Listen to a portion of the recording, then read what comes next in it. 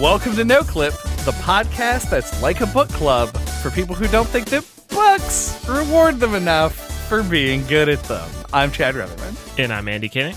Today, we're going to be talking about The Wolf Among Us, a game that was developed and published by Telltale Games and was released in 2013 episodically on Windows, Android, OS X, iOS, PS3, PS4, PS Vita, Xbox 360, and the Xbox One. But first, if you give us a like or a rating, it would be greatly appreciated. All right, so The Wolf Among Us, and I'm glad that you did put in that parenthetical because I didn't look it up. I was reasonably certain that it released episodically because all of Telltale Games did. But it is part of this run.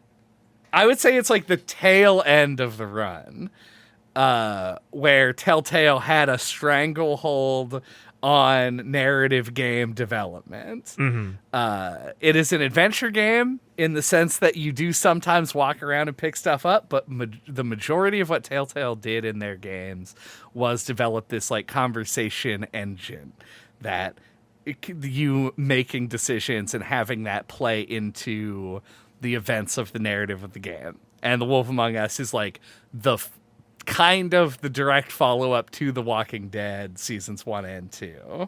Right. And we've talked about the Life is Strange games and some other things this may be applicable to, but like I feel like Telltale, unless I'm like overlooking something, are really the ones that feel like they modernized the point and click. 'Cause like yeah, like I feel like this like The Walking Dead and to a lesser extent this I think really caught on with people. And then yeah, Life is Strange after it. And yeah, I think that's like really impressive to like revitalize a genre like that. 'Cause like I feel like this came out at a time where like people would have turned their noses up at a point and click adventure game. And yet these had like their moment in the sun anyway. So I feel like it's easy to forget that in retrospect. Yeah, you're entirely right. I think it was a time when the Walking Dead game was very popular, and it also spurred a lot of people's interest in more narrative games than during a time when we were in a very sort of action-focused console generation. And the fact that these were games that released simultaneously on consoles and PC. And I don't have the dates in front of me, but I'm pretty sure that the mobile releases came later. But even that is like a big outreach to a lot of people who didn't have access to this kind of a game if you didn't have a PC or weren't actively playing games on it. So these games hit a wide audience. They hit very popular things. They really rode the like comic book wave. Both The Walking Dead and they were on like The Wolf Among Us are based on the it. front of it, I think. I always look to Iron Man, right, which I think came out in like 2009. 2009. Okay. Yeah. I mean, the Avengers came out in 2012, so I guess it was riding the wave because this came out in 2013. But it still felt, I feel like, earlier in the whole like comic book movie craze. That's fair. Yeah, and I really wish that Telltale would have taken more lessons from this game rather than The Walking Dead, as to like what kind of like properties to pick to make games from. Because like after this, they went on to do like Batman, and I think they did a Guardians of the Galaxy game, or at least maybe they were going to, and that got canceled or something. But yeah, and they did Game of Thrones as well. And what happened is they spent all their money on licensing and then didn't make enough money back. It's just, I think, the start of like, at least the start of like why they ended up shutting down as a studio. But like, I feel like this is such a great pick because it's like a lesser known IP. Like, I really feel like that should have been their bread and butter. Like, to like repackage an interesting thing for people who had never heard of it before. Like, I feel like a like Doom Patrol Telltale game would have like been awesome. or something Right. that's like a little lesser known, a little bit more fringe, and not just Batman or Game of Thrones. Right. And similarly, like this is The Wolf Among Us, based on Fables, is a Vertigo property. So they would have been right in their wheelhouse with something else like from the Vertigo catalog, which for a long time when I read comics, Vertigo was like my go-to imprint. Like I thought that DC's Vertigo had the right mix of like being able to afford top level talent without being like beholden to the DC universe continuity, and put out a lot of really good shit. It's funny because I bought Fables for somebody as a gift because I thought they would be interested in it, and then I never read it. Oh, yeah. And so the first time that I was introduced to it was through this game. Yeah, I read. And I think that's like a thing they could have pushed. Like, Yeah. by taking on smaller projects. Yeah, and I read the first Fables. Like I don't know if it was. I assume it was a compendium or whatever you call that, where it's like a bunch of Trade issues. paperback. Yeah, a bunch of issues put together. I read the first one of those because somebody lent it to me, and I don't remember if I read that before I played this or not. It would have been right around the same time. I think it was just a coincidence. Right.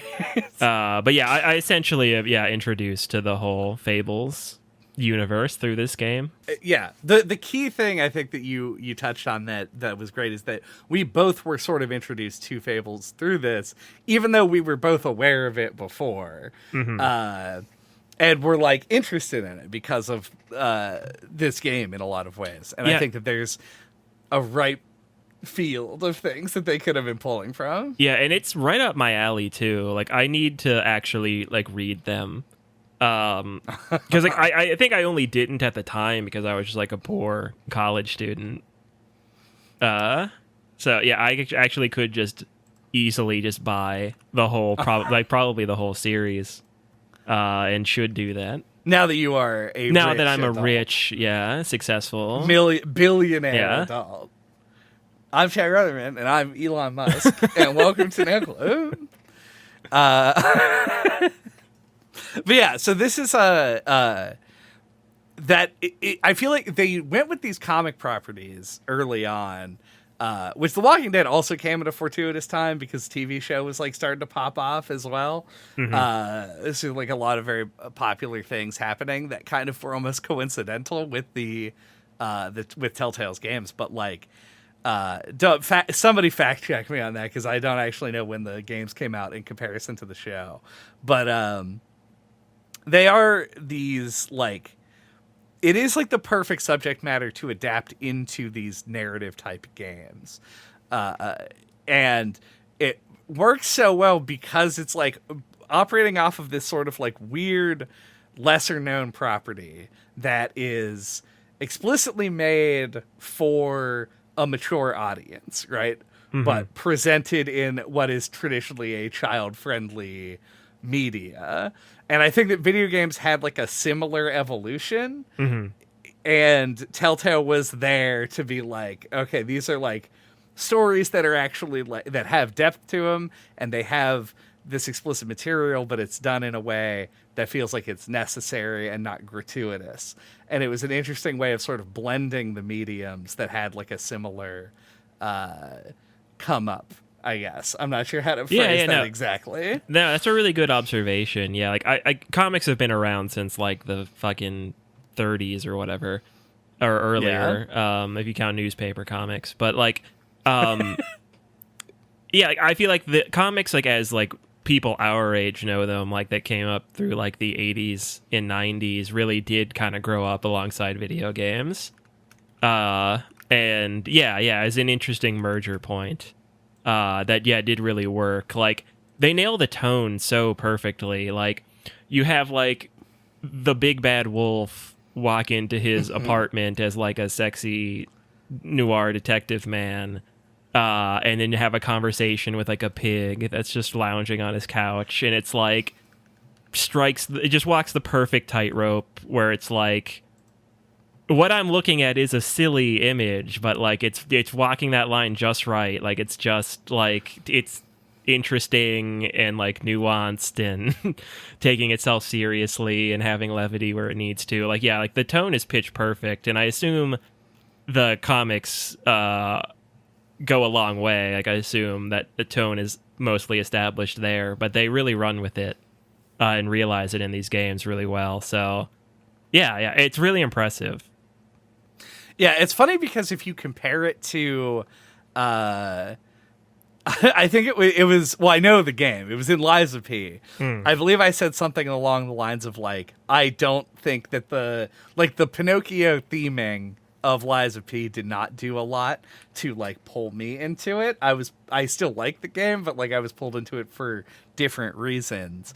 I feel the opposite of that with this game, where I feel like the theming works really well, and I think it's because it accepts its own ridiculousness. The fact that you are playing as the big bad wolf and his name is Bigby, which is just most of the words big and bad, and all of the other like kind of silly contrivances that are present in the game are, it really like elevate it to me. Like, it's something that's very self-aware but does work well with the material that it has, despite the like ridiculousness of it.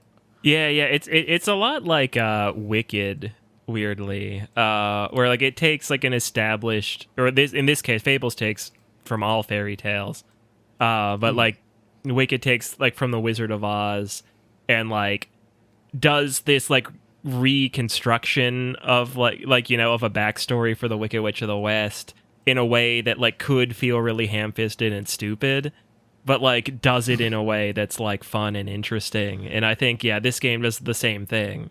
But yeah, like on a grander scale, like all the little touches I think are like really clever, like which characters they choose to include, like having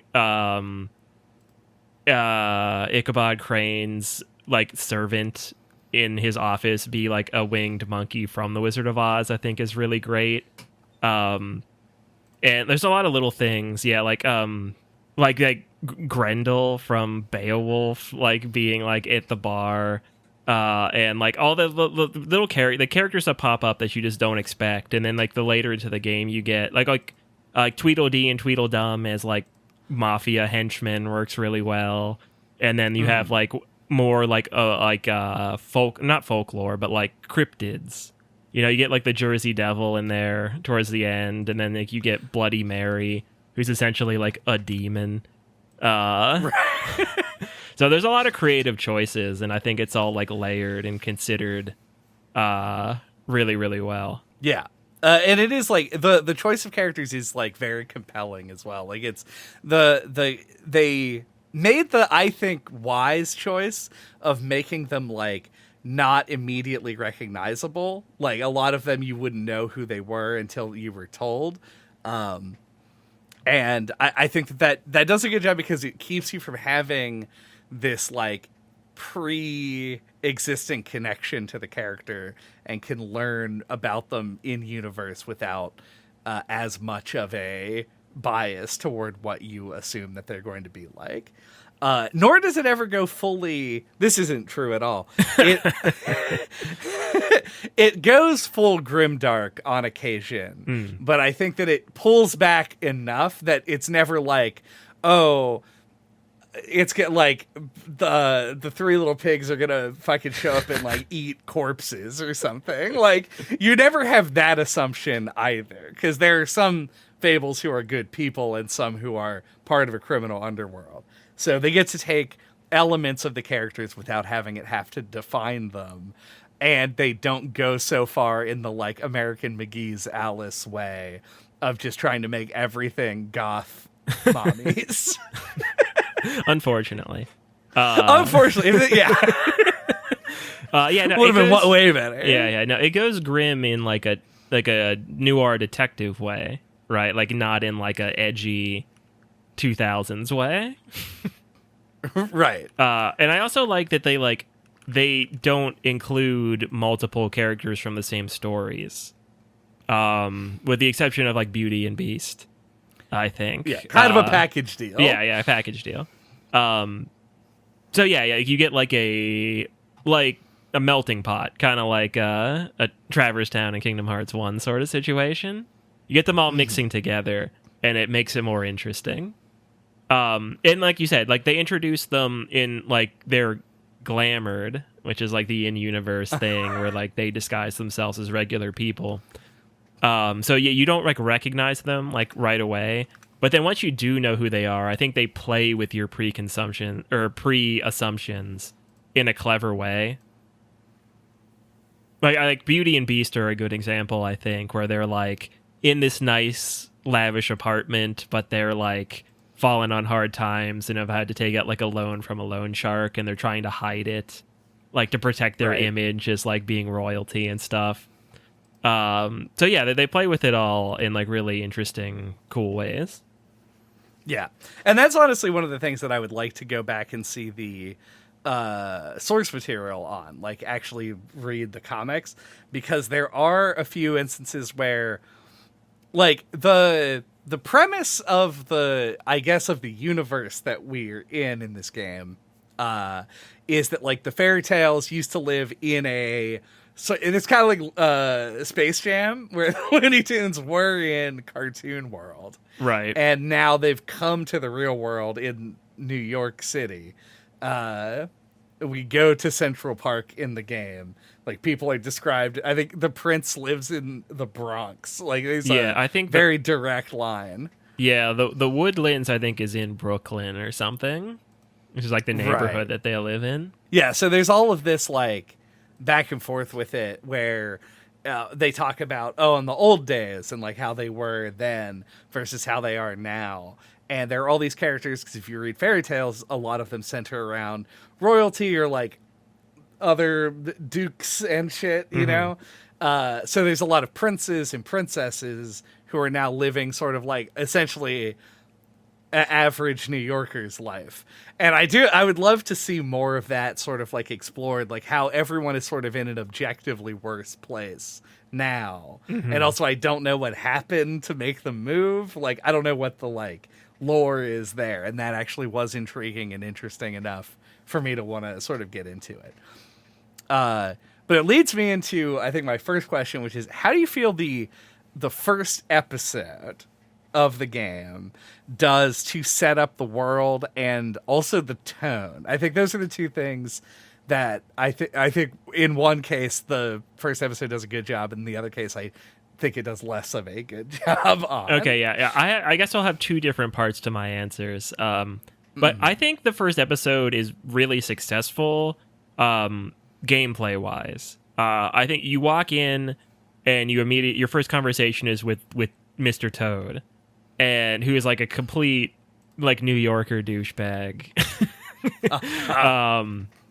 And I think that does that conversation and your interaction with him does such a great job of, like, at least for me, hanging over my head the whole game. Like, he's such a great like thorn in your side, and he's like the first thing that comes up where like the whole game I kept questioning whether or not like I was too hard on him, but then I was like, oh, like he's an asshole, but he's got the sun, but it's like, am I letting that guilt trip me? Like, he's breaking all, like I kept going back and forth on like how to treat him. And I think that's all really well set up in the beginning. And then they also right after that introduce you to the woodsman, which I think they also do a great job with, because like you're immediately antagonistic with him, but then like you kind of get to see that he's like not as bad or like to blame as he seemed at first. So you kind of go back and forth with how to treat him too. And those are like the first two relationships established. So I thought that was like super successful. And then, yeah, they set up that little bit of intrigue. You do some other like exploring and stuff. And the ending with the head on the front steps of the apartment building, like the second head of Snow White at the end, is a great way to end off, to keep you wanting to play more. So I think that's all super successful. But like on the other hand, I feel like one thing on this second playthrough I thought about, like I feel like the game is missing, is like you brought up this game takes place in New York, and it doesn't feel like it. I kind of wish that like you had to like interact with some mundies, some regular people, or like New York. It's like regular New York felt like it had more of a presence in the game. Like I feel like that would have helped to sell, I think, the premise better. Like that, like there are these like fables from this old country now, and like this new, real world location. That felt like it was kind of missing to me. Yeah, especially with the discussion, near constant discussion of the farm whenever there's like a non-humanoid fable around, is this like, oh, well, you know, we have to do this or that so that the mundies don't see us, and you have to wear the glamour, and like that's what you're on toad about at the beginning of the game. And when it keeps coming up, and with Colin, and like, are you giving him special treatment? But like you never see that. That's never an impending threat at all. There's no scene where a fable is out of glamour and almost gets caught. Right. Yeah. There's in fact a scene where you are a like 8-foot tall wolf man running across the rooftops and jumping through traffic. And nobody says a fucking word about it the whole time. It's so strange.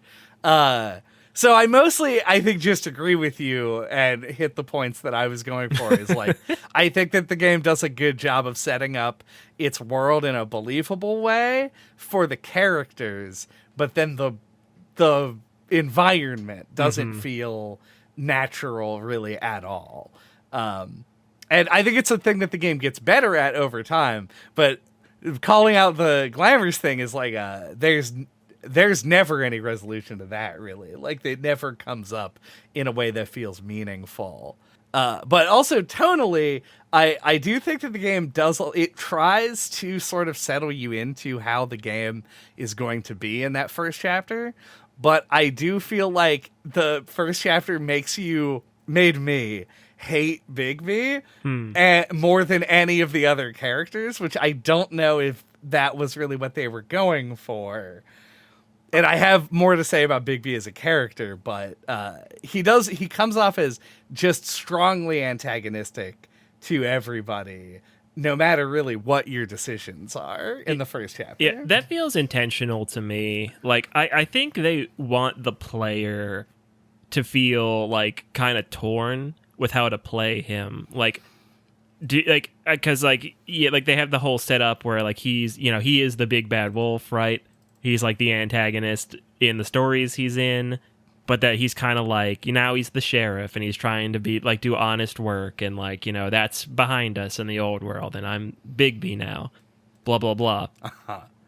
Like, yeah, one of the 3 little pigs lives in my apartment because I feel bad about the stuff that I did in the previous life.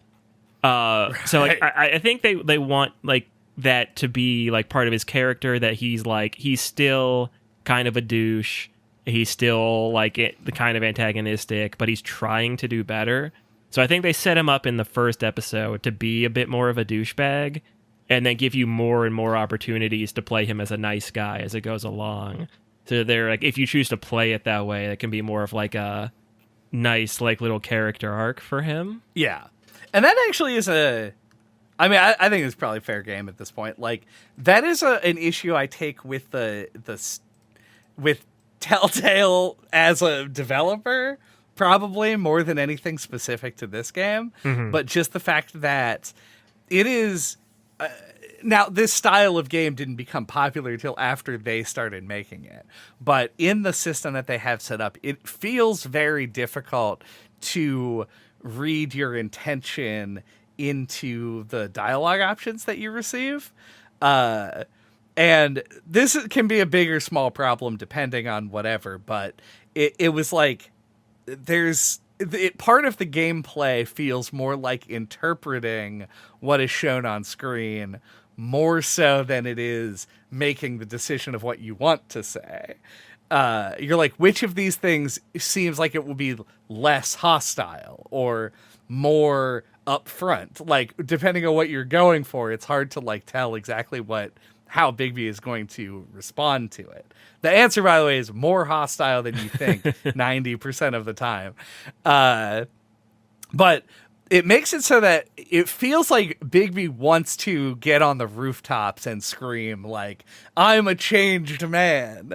Treat me more seriously. I'm not going to eat anyone else. But there's like never really an option to do that, and people don't really acknowledge it, with the possible exception of Snow.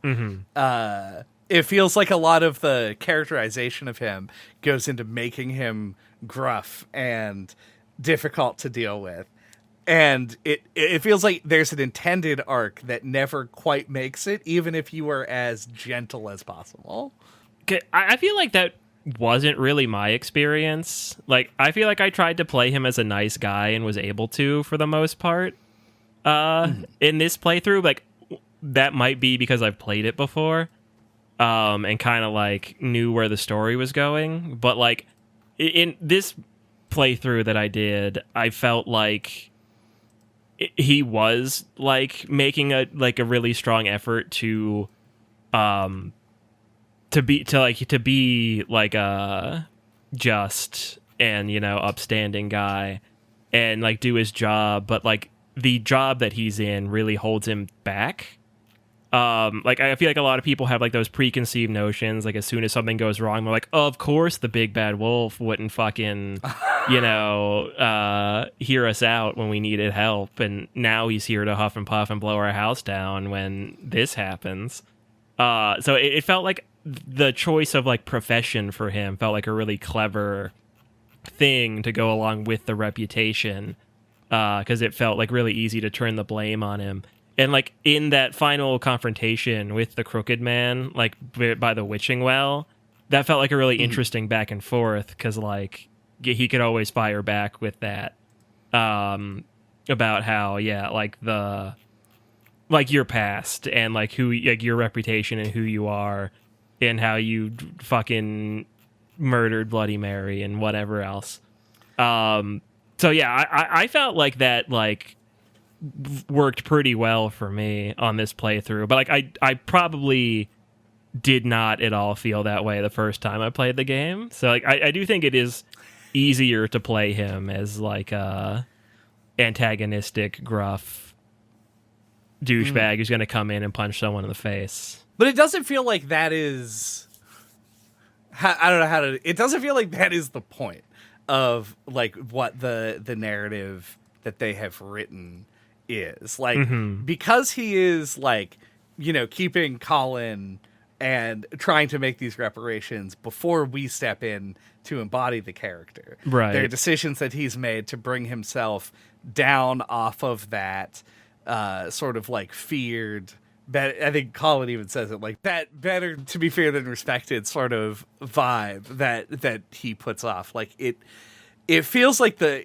intent of the narrative that they have written is for him to go through like a good guy transformation. The redemption arc of the Big Bad Wolf is sort of the elevator pitch of the narrative of this game. And it's just like people should react the way that they do, where they're like, you're actually a piece of shit and we hate you or whatever. But even after you give them evidence of it, there's always this like, you know, like, don't do the things that you normally do. And it's weird mostly because it's a video game. And it's like, I, the player, have never done the things you're describing.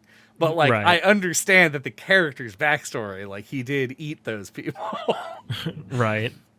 So, I don't know. I thought it was difficult. He's a good character, I think, but it is a difficult character to translate into this kind of a game. Yeah. I mean, I don't disagree with that. Yeah. That's the concern, I think, that I have with Bigby.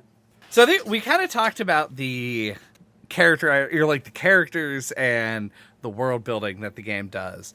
I think it might be helpful to just kind of like go through parts of the game and talk about like how the game actually works. I want to focus a little bit on how Telltale sort of designs their interactions. Because there's two main like modes to the gameplay, which is the conversation and combat, which like make up like 70% and 28%. And then there's like 2% of just like walking around, which almost never happens. Which is fine by me. Like, I don't actually care about the ability to like walk my character around in a game like this. Like, it's honestly is more of an inconvenience most of the time that it happened. I do want to just get out ahead of it and say nobody likes QuickTime events for a reason. And I think that poses a bit of a problem in this game because the combat, which they force you into at least like twice per episode, is all QuickTime events and mashing buttons. Sometimes mashing buttons that you intentionally cannot succeed at. And like, I'm old, and that was tiring.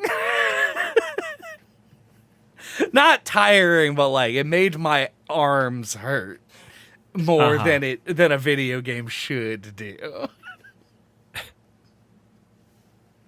Yeah, I actually kind of wish there were more walking around bits.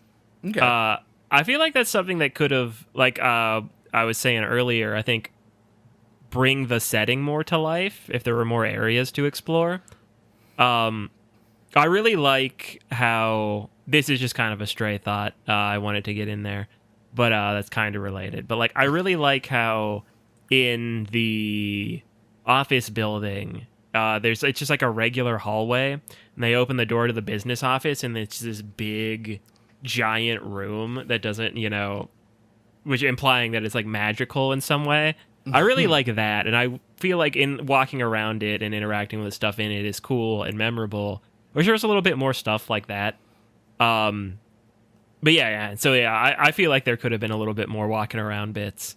But yeah, I actually kind of feel like I didn't really mind the QuickTime events that much. I feel like there should be sensitivity settings. I played with a controller. Right. And man, is it rough to move the cursor around sometimes.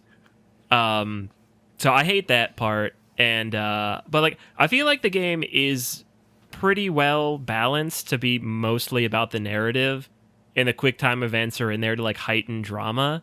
Right. And I feel like it's mostly pretty good about that. Like, there are a few points that are a little bullshit. Like, I'm not saying I like QuickTime events in general. I probably would prefer something else. Andy loves QuickTime events. Story at 11.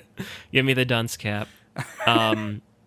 But yeah, as they are in the game, I didn't find myself really minding them, personally. I think, so to your first point, I do want to say, liking the world building enough to want to have more options to explore it, totally valid, good reason to want to walk around more in the game. I was thinking about how mechanically it is like unsatisfying because it's not well polished, and as you said, moving the cursor around and getting it to actually like select the thing and not just hover around it is a nightmare sometimes. So yeah, if it was a little bit smoother, I think I would have also said that I wanted more of that part of it, but I don't know necessarily how much more. That remains to be seen. I will say, I think that probably the thing that we're going to feel the most different about, I think, is that I found the QuickTime events to be like extremely off-putting. And this coming from somebody who loves Resident Evil 4, a game with QuickTime events in it. I found that so I was prepared to come in and say that I didn't know if I ever missed a QuickTime event. And then I did miss one, and it flashes the screen flashes red for a second when you do. So I know now for a fact that I missed one in the whole game, which I think undermines the dramatic value that they provide. There's some that make you make like split-second decisions that are actually meaningful, and those I think are good. But I think that is the vast minority amidst a sea of like very easy to accomplish other QuickTime events. Now, is this an unsolvable problem? I think It might be, because I don't know what else they would do in this situation to include, because they don't want to make a game about the big bad wolf where he just calmly talks to everyone and never gets mad and never fights. That would be boring and not good. And so that you want to involve the player and give them agency in that action. But it just feels like very assured at the end of the day that what the fight scene is going to happen is exactly how it plays out in your play of it. And so I was never like excited to get into those moments. I was just like, oh, okay, I'll press the Y button and then I'll mash A. Yeah. I I wouldn't say I was ever excited either, but like, fair. I don't know. Like, I feel like your heart gets QuickTime events, your head does not. Like, I feel like the QuickTime events are never. I'm never like, oh, yeah, a challenging sequence of gameplay. Like, I feel like it's like, oh, like the fucking Grendel's got me in a headlock, and I gotta, like, it's like an emotional thing. I think that kind of sucks you into the scene.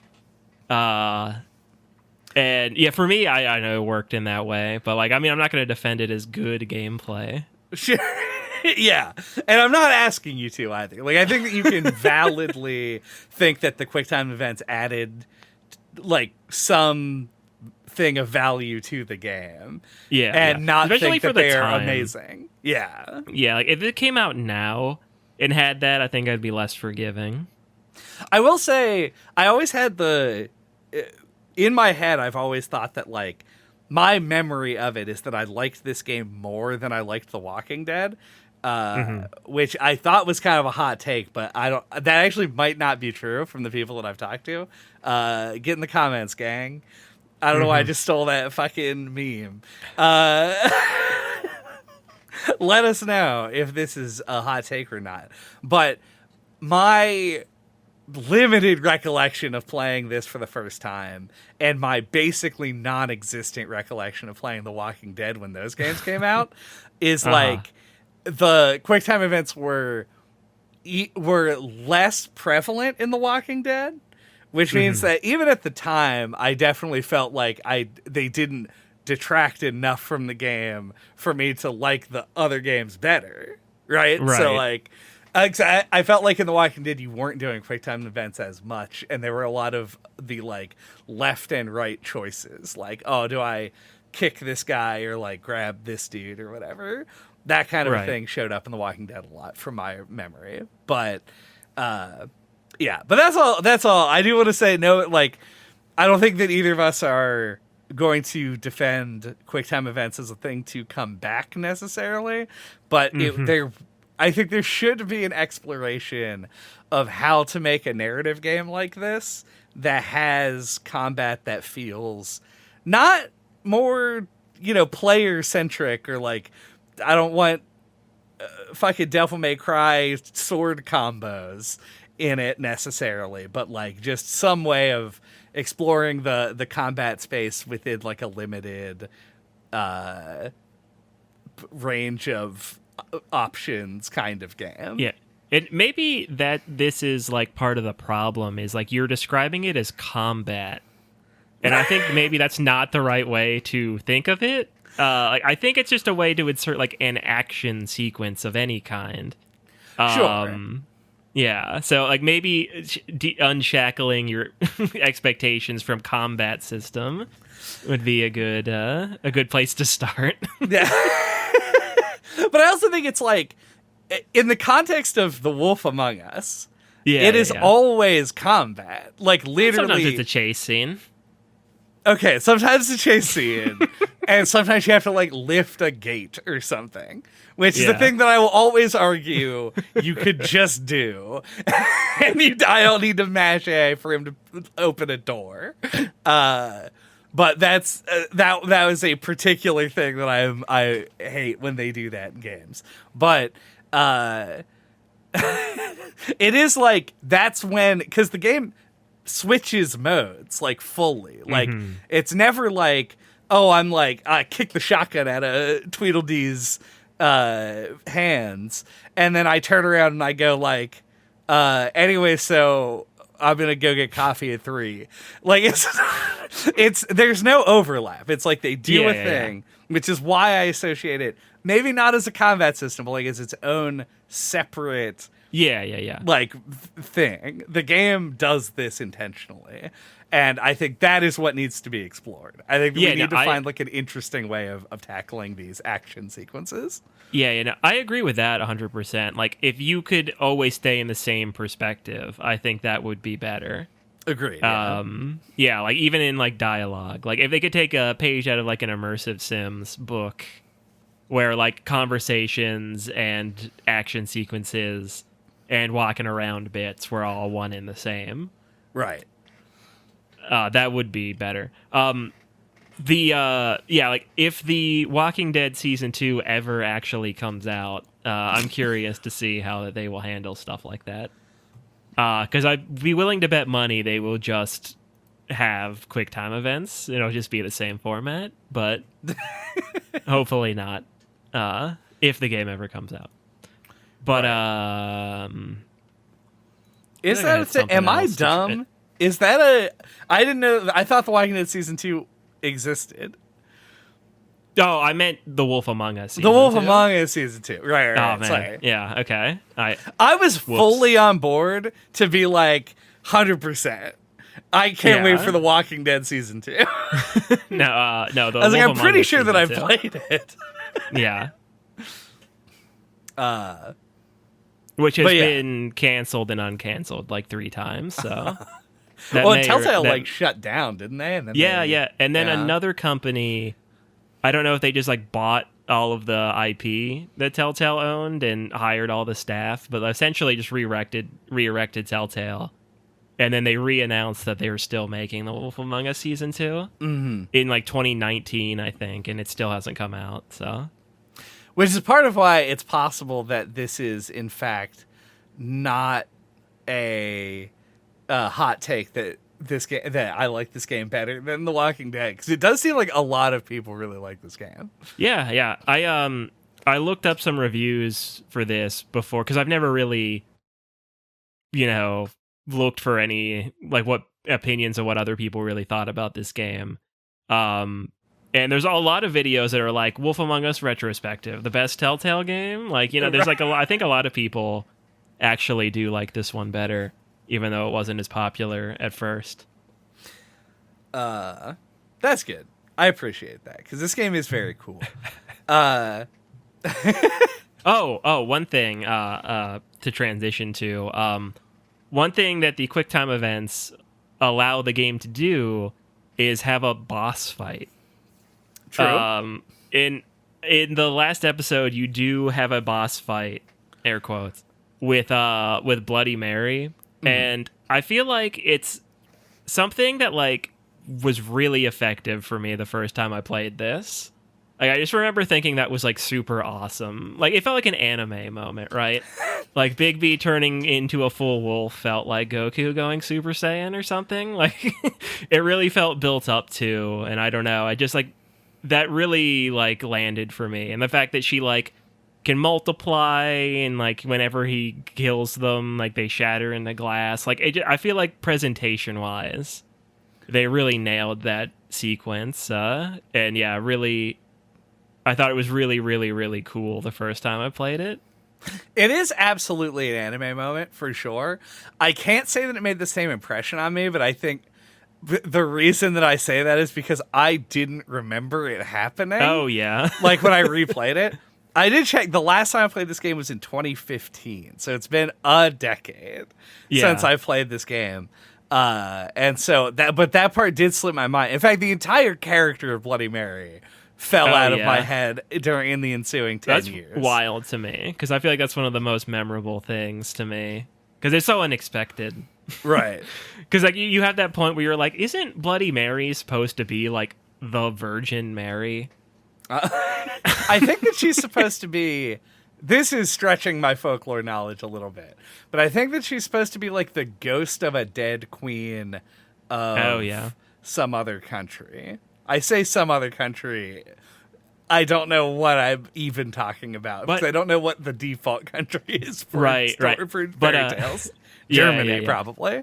But us even having this even little bit of a conversation about this, I think, is what makes her such a great inclusion, right? Like the idea of including an urban legend, because like both could be true, right? Like over time, like I bet, like because I grew up in rural West Virginia, like it had a Catholic slant to it, and like people said it was the Virgin Mary. So like, yeah, and like the fact that, she's like essentially like a demon who has like mirror powers and like has probably shown up differently in different cultures over the decades. Like that's all implied just from her inclusion in the game because of like how the world is set up. So I think that's really awesome. But yeah, like, so like for me, like when I would think about this game, like I think one of the first things I would think of, I was like, remember how Telltale found a way to make a boss fight in a Telltale game? It's like one of the first three things I think of when I think of this game. That's fair. I will tell you the number one first thing that I think of when I think of this game. And it's when I was watching you play. Yes, exactly. Glass him. That's a great example of the not being able to tell what the dialogue means before you pick it. That is 100% accurate. Yeah. I think that we talked about that. I swear this is somewhere in our podcast catalog at this point of like me talking about like, oh, I would look at a dialogue option and it would say something along the lines of like, I give it a specific example from this playthrough. I told, when you meet up with Beauty at the hotel, she's like taking a job there. You could talk to her and say like, and she's like, oh, don't tell anybody that you saw me here. This is embarrassing or whatever. And I selected the option that just said, I don't care, where it's like, because I was like, well, yeah, I don't care. Like, people do what they have to do, It doesn't bother me. And Bigby's like, Beauty, I don't care. Like, how many times do I have to tell you I could give a fuck about you? And it was like, fucking Beauty will remember that. And I was like, fine, whatever, fuck her. But yeah, classically, there was a dialogue option that was just labeled as glass him. Which you did not know what would happen when you chose. And it just like, he picks up like a low ball glass off the bar and smashes Grendel across the face with it. Which is a pretty aggressive thing to not have a slightly more clear right thing. Especially in the heat of the moment. Mm-hmm. Like the first time I played this, I played it in front of a group, and I feel like you feel the pressure of the like you have a limited amount of time to make decisions, and at least like for me, that really like heightened the pressure I felt to pick options. So like sometimes I would just be like, and just pick one, like in Glass him. That was one of those scenarios. Yeah. And that's another thing. Like, we've talked about this on other games before, but like there's a sea of difference between playing a game like this by yourself and playing it with other people. Because the urge to pick the more outrageous options skyrockets the moment you're in front of an audience. Yep. See anyone who's ever streamed a game with decisions like this. Like, I remember that playthrough and like beating up Grendel, and then there's the option to rip his arm off, and it's like, well, you have to do that because I have these bloodthirsty hyenas breathing down my neck. Janelle was there, and she was an English major, so she picked up on who he was like almost immediately, like based on the clues. And like when that option came up, she was like, tear his arm off. Because it's a reference to the story. So she was egging me on to do that. So yeah, obviously I had to. So we tore his arm off for sure. Yeah, so we ripped his arm off and beat him with it or whatever. After we glassed him. There's an option later in the game to, I think it's with the Jersey Devil, you can also rip his head off, which is insane. And one that did almost get me to break my streak. Yeah, I know at the end, I feel like of that original playthrough, I threw the Crooked Man down the well. Whereas this time I was like, I can't imagine picking that choice. Not really. But I was like, I'm definitely going to imprison him this time. Which just speaks to your point, By myself, I'm like, I should do the right thing. And then in front of another group, I'm like, get in the hole. I also like the sort of like double choice that they put on you with that one, because there's like, I think in Life is Strange they give you the excuse to do it, like where he trips and then like is like, oh yeah, it almost like feels natural to just throw him in. In Life is Strange, when you do the final decision in that game, it's like, I think the only decision that you make without a timer, or it is something. I think so. Yeah, there's like something that makes it different in that way. Well, you can't. It's the only one you can't rewind. Right. Except during that part where you don't have your powers. But, like, we don't need to relitigate Life is Strange. I like that choice. It was a meaningful choice. It was something that I did sit and think about. But I do actually prefer the way that they do it in this game by giving you that second chance, essentially, by saying, like, are you sure? It's like, if you don't throw him down the well and then he tries to pull you into the well, and then it gives you the combat thing that you can, like, move. I'm saying combat again. I have not unshackled my perception. You move the cursor over to it and then press R2 and you just punch him down the well, or you don't do anything to sort of confirm the non-violent choice. You really should have huffed and puffed and blown him down the well. You could have huffed and puffed. Maybe you could get there through some series of options. Mm-hmm. That's probably not likely. But that's another part of the anime moment from the Bloody Mary fight, is that you do huff and puff and blow all of her mirror clones away. That's true. Like, he's doing the thing. He did the thing. I like pointed at the screen. I was like, finally. The Leonardo DiCaprio meme. And drinking the beer. Yeah. So yeah, I do think that the game does a lot of good things with its with the choices that it gives you. Like, I think a lot of them do feel very meaningful. Everyone at this point, like, the blank will remember this is a meme, but it genuinely is like a genius piece of player psychology, where it's like you put that in the screen and you're like, ooh, okay, that was a big decision, right? Like, that was the thing that means, even if it doesn't mean anything. Oh, and it super influences your decisions you make when you interact with that character again. Right. Which is why it's weird. It's very effective. Yeah. But it is weird that, like, there's a sequence at the end. I don't think you can avoid Vivian dying. With the ribbon. She died on my playthrough. Yeah. I think that has to happen for the game to continue. So, like, there's nothing you can do with about the it. ending. I think it has to happen. But there will be like 1 second before she fucking pulls her own head off of her shoulders. It's like, Vivian will remember that. I was like, for how long? Oh, yeah.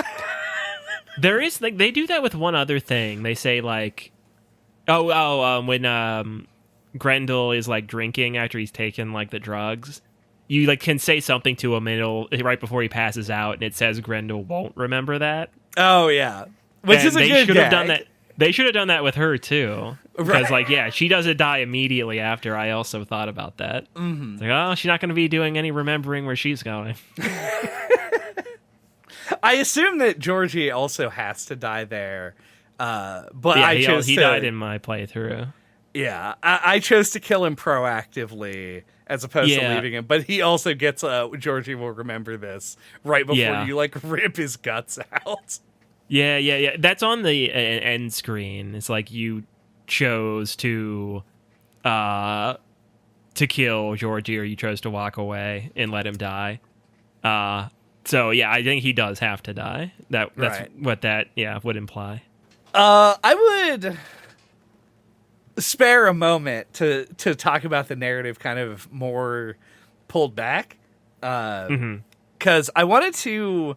I don't know, compliment is the right word. I feel like I was really impressed by this story as a mystery.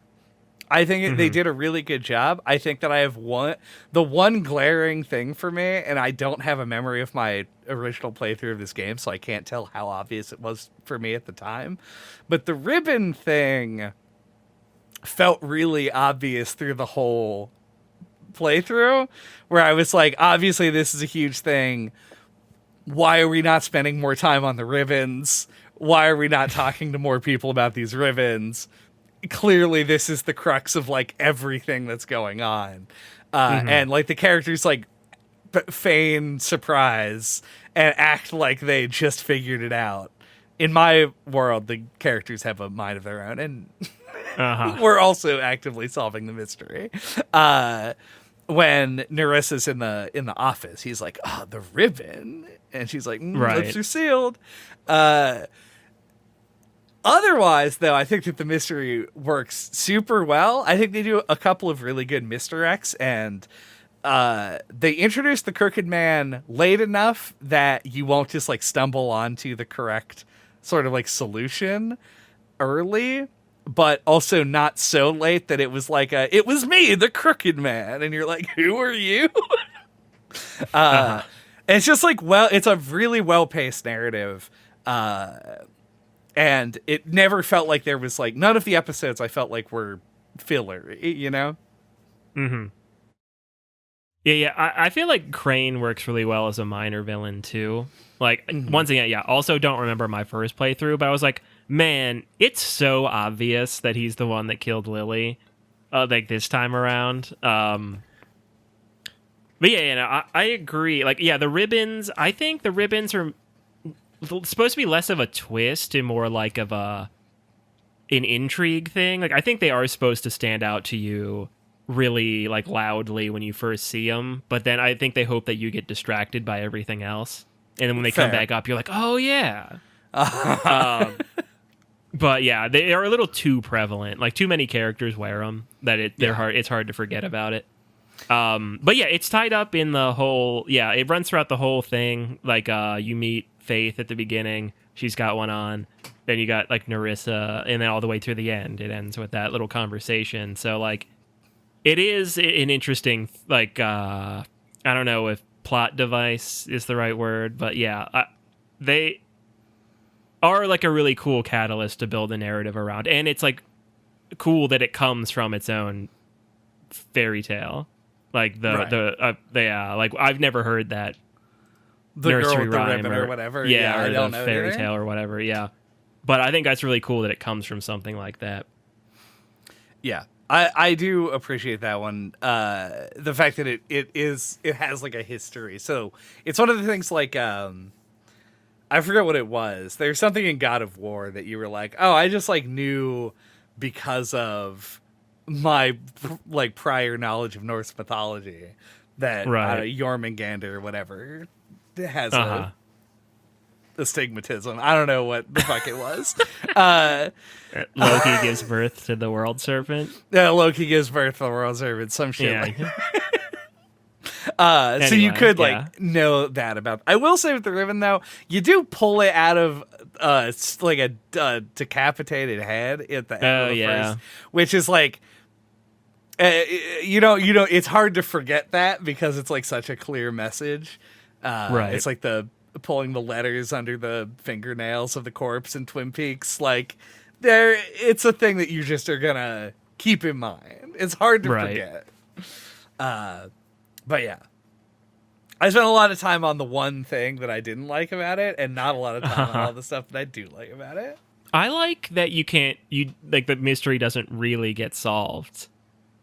Like, it has that little stinger at the end, where Nerissa says the same thing to you that Faith did, implying that, you know, like her identity is still like a big question mark as to who really died and who that really was.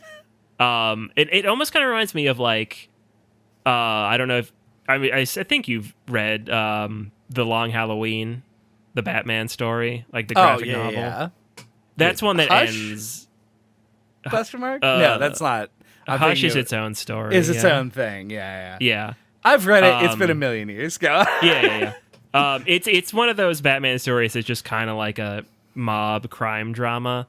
It's like the Falcones and the whatever other mob gang are like committing some kind of crime, and then like you get like he gets messages from like I think like the Calendar Man or something in jail, and et cetera and so forth. Not important, but like it ends without Batman solving the mystery.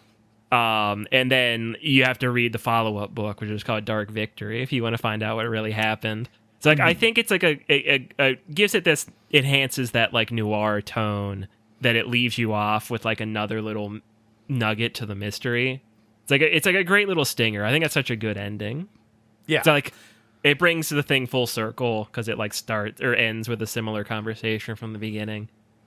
I don't know. I just think that's like such a nice little stroke on the end of it.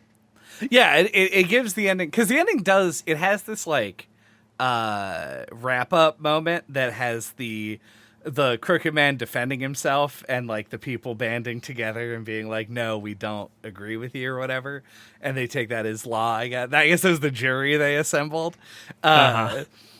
And so you decide what to do with him, and then you go through the motions of sort of talking to all of the characters that you had an impact on, that whose stories were not wrapped up. So it feels like the game is ending on sort of a, like season finale kind of situation. But then they do hit you with something at the end to tease that there's more to uncover, or like maybe you missed something, which is good for that tone that it hits. So I agree. I also like just speaking on like the noir elements of it. There is this Bigby's the only character that you have like direct influence over, and so you get to see all of how the other characters interact with you. And especially in that final scene, seeing all of the characters show the fact that they all have significant flaws. Like no one is truly good, yes, but also no one is even really good very much at all. Yeah, everyone's corrupt. Yeah, there are very few characters who like who are like held up. Snow being like the one that I would consider to have like the most like of a spine, I guess. Yeah, and is she the only one who's like a protagonist of her story? There are a lot of characters who I don't know. Yeah. But I would say like the Three Little Pigs are sort of a protagonist. More than kind of scenery. Things happen to them and then they run around. Because I feel like even like good characters like the Flycatcher and Tiny Tim are both like working for the Crooked Man. So yeah, like I find that really interesting. Like everybody's like on such bad times that like everybody's got their hands in like something illegal, right? But yeah, I find it like interesting how like the more good-natured characters react to Bigby. I just think that's an interesting dynamic because they like try to be nice to him, but they're like a kind of afraid of him. So yeah, those were always the ones I found the most like, at least had the most potential to be interesting. Yeah. I do want to mention, I don't know, this isn't really a discussion topic, it's just like an interesting choice they made. There's like, so this game follows a lot of sort of genre conventions. It's beholden to a lot when it comes to its writing, because there is a pre-existing source material, both in the form of Fables, the comic book, and also Fables, the noun that describes old stories.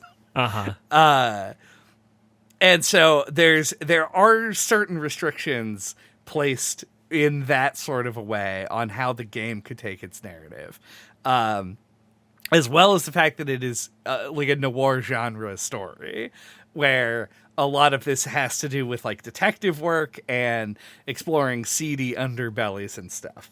So I found it interesting in a way that there's this particular character trait that they gave to Bigby, which is that whenever somebody uses the word bitch, you always have the option to physically intervene.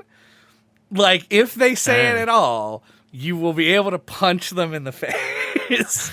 And I'm so curious if that is a thing that they pulled from the comics, or if that was just like one, like just like a thing that Telltale wanted to imbue in the character. Because it is like a notable feature of him. Because they call attention to it exactly once, where you're fighting with the woodsman in the first chapter, and he's like, "Say that word again," and when he does, then you like fucking throw him out of a window. Like, it's a severe reaction to it. But anytime that somebody says it in the story, you have the option to punch them. Right. Which I thought was, I don't know, it was just really good. Like, I remember seeing it and being like, wow, I wonder if that is like a trait of Bigby in the comics. I don't even know if Bigby's a character in the comics. I assume he is, but like with The Walking Dead, based on the comic series, but they used minor characters mostly to tell the story. But yeah, I don't know. I thought that was a fun trait that they added to him, and it just like intrigued me. I was wondering if it was going to go somewhere, if there was going to be a backstory to it. Yeah, I can't say that I like noticed. Yeah, you had to wonder. Yeah, is it like an intentional like part of the character, or is it like virtue signaling? Like Bigby is like, well, what? Maybe it's like a species thing, right? Not okay to call women bitches because he is like a canine, right? Yeah. Bigby, weird character though, all around. Difficult to make the protagonist of this game. Yeah, he's like a classic like anti-hero. Yeah, but they did a remarkably good job, I thought, with him for the most part. That's what I have. Is there? Yeah. We didn't talk about the art style at all. It's just cell shading. I don't know if that's worth calling out. We haven't talked about a Telltale game, which is why I feel like I do want to call it out. Yeah, but like with a particularly heavy like black outline, which is you see in cell shading a decent amount, but not all the time. Like in Beautiful Joe and like Borderlands and stuff. Yeah, but yeah, I think the art direction is really great. Like it takes like a game. Like stuff that everyone says about Wind Waker. Like this game still looks nice because it's got like it just has great art direction, really great color palette. It's a lot of like kind of like sunset kind of color palettes and like good nighttime ones too. So yeah, it just looks great across the board. Yeah, visually, like you take a screenshot of this game, it's going to look pretty good most of the time. This is not a criticism. This is a limitation of either the engine or like just budget at the time. But it is funny that they are clearly incapable of like making tweaks to the 3D models on the fly. And like in game, like you couldn't have a character like, I don't know, how like have their arm get big or something, which is kind of a problem when one of your characters is kind of a werewolf. And so there are all of these awkward like cut to black moments, or like where they'll cut to somebody's face reacting to Bigby transforming, and then they just swap the model in. Like I said, that's a limitation of the technology in some way or another. But that's actually still hard to do. Right. Like to like squash and stretch and like, deform in 3D. It's you just have to like funny build your engine specifically to do it. Yeah. Yeah.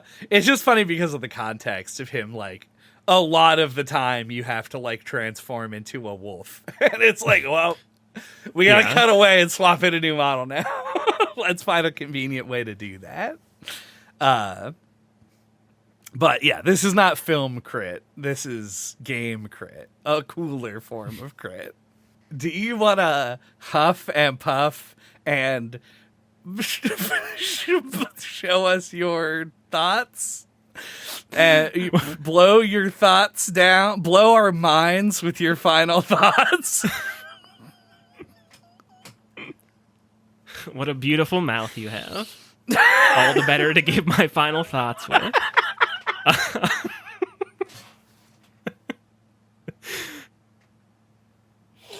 Another thing that makes Bigby a good choice of protagonist is that he shows up in multiple fairy tales.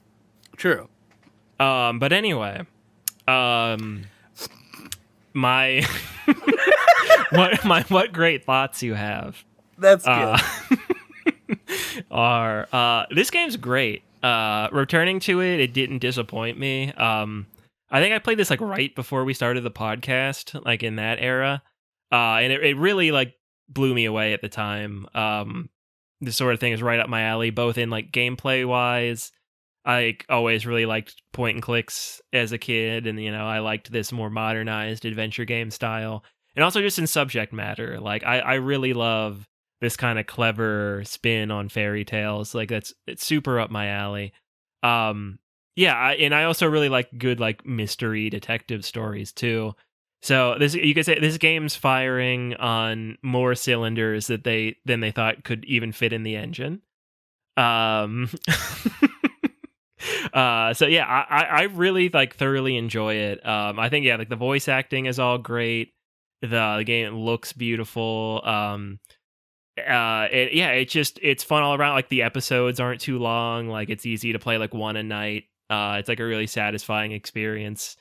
Don't have a lot of complaints. Yeah, like the only thing is the sensitivity on the controls. If you're playing with a controller, the walking around feels pretty stiff. And like sometimes the quick time events, as they tend to be, can be a little bullshit sometimes, or just like kind of tedious. So, those couple little blemishes aside, I think this is just like a really great experience that holds up. So gold star for me. Gold star. 5 golden stars. Yep. For your boy. Yeah, I think I take a slightly, but I don't know. It's hard to say. I think that if I was living in 2013 right now, which like God help me, I wish I was living in 2013 right now. I feel like I come out of this game saying like, damn, like this is like a great showcase of like what we can do with narrative in games and stuff like that. I think that this game does not bear the brunt of aging as well as games that didn't take as many risks as this one did. Which is honestly, I guess I should say the Telltale design took a lot of risks. This game is fairly low risk coming from them. But you know what I mean. I think that the mechanical parts of this game especially age in a way that makes me less excited to get into it. But I agree with pretty much everything else, though. I think that, like, especially in the narrative and the world design and the visuals, they do such a good job of making a game that gives an actually interesting mystery. I wanted to say gripping story, but I didn't want anyone to accidentally put my quote on the back of a fucking bestseller novel. But it is like, it's a very well written noir story that has characters that are multifaceted for the most part. Like they're throwaway characters, but whatever. Like most of them have a lot of depth to them, and there's a depth to your choice that can evolve your opinion on the character as you go through. This is, to me, the highlight of the Telltale era of games. I think it's extremely good. And just like the one thing that holds me back from it is just the fact that it's an older game, and I didn't want to do QuickTime events or move that fucking cursor around. Because I also play with a controller, notably. So yeah, good. I think it shows its age, but I think that it still looks good for its age, even in spite of that. So. Also, one more gold star. Tack it on. Thank you for listening to No Clip this week. What will the die dictate that we are playing next time? Next time, and now we roll the die. You have the table Yep. I pulled it up. 3. All right. So, oh, this is very exciting for me, actually. For a second game of Mystery May, the month where we decide our games by dice rolling on a table that you can find on our website at noclippodcast.com, we're going to be talking about Half-Life. Oh, fuck. Fuck. It's finally happened. I was just thinking the other day about how I still haven't played Half-Life. Yeah. It honestly, it plagues my mind every day that you have not played Half-Life. I feel like like years ago, I was like, should we just do like a Half-Life game for the podcast? And like you and JJ were both like, Oh yeah, blame us. No, that's fair. It's it's funny because this is the thing I meant to bring up, and because then like just I've forgot wanted to about. play them for a while and just never have. Yeah. On this podcast, I was thinking about this, but I didn't write it down because I think I was in the shower, and then it just like left my brain until right now. This is one of those games that asks the question like, why didn't we talk about The Walking Dead, which is like the most famous Telltale game? And like this has been on our list for a while as well. And when we started the podcast, we didn't want to talk about a bunch of games that already had like a bunch of people talking about them. That's true, yeah. And I think that's kind of what kept us away from Half-Life as well. But now I feel like now we have established our voice in our multi-billionaire podcast moguls. Now is the time we can talk about Half-Life. People are interested in what we uniquely have to say about it. All right, and it's Half-Life 1, correct? This is Half-Life regular, correct? All right, Half-Life Classic. Yeah, so until that time, you can get a hold of us. All of our contact information is on our website at noclippodcast.com or on splattershot.pro. There you can find links to our email address, our Twitter account, the YouTube channel, which contains playlists of games sorted by genre. You can listen to any of our old episodes, including ones that we did on Life is Strange, Life is Strange 2, Life is Strange True Colors, The Cat Lady. Lies of P. Lies of P, we That mentioned came that one. Also, yeah, based on Fable. Pinocchio does get a shout out in this game in a he is letter sent mentioned. to Ichabod. I thought it was interesting that they called Beauty and not Belle. Belle, right? But in the Jersey Devils pawn shop, he sees like the needles in the pincushion, and he kneels down. He says Briar Rose, which is Sleeping Beauty's real name. But like I feel like no one knows that. But they chose to use her real name, but they didn't use Beauty. They just called her Beauty. Right. That was weird decision making, but. And I do know that, but I didn't know the Briar Rose. Well, okay, so is this her a name Kingdom is Hearts actually thing? no, her name is actually Princess Aurora. But when she's cursed by Maleficent when she's born, and then to die when she's 16, and then so they send her away to live with the fairy godmothers. And they name her Briar Rose. It's like an alias. Gotcha. Briar Rose also sounds like something that the protagonist from Realms of the Haunting would say. It'd be like Briar Rose. Yeah. Briar Rose. Ceramic vase, yeah. But anyway, I really Damn. derailed that. Oh, that's all good. Derail that fucking like button. Awkwardly maneuver the cursor over to the subscribe button and hit the right trigger. Awkwardly maneuver the cursor to the comment section, and then like it won't expand, so you have your options, and so you gotta like move it all around, and then you can leave a comment. Yeah. Punch someone for saying bitch in the comment section. I support that, yeah.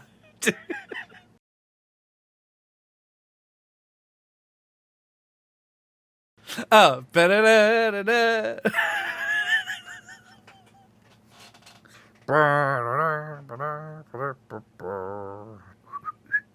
It has a high pitch part that's like,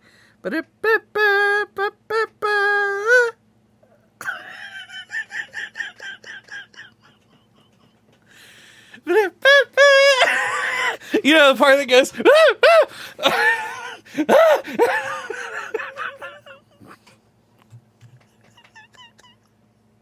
I forgot we were recording all of this. Oh no.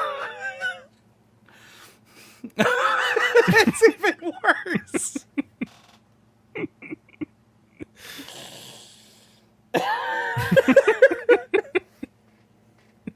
Now if I want to use that clip, I like don't have your reaction to it.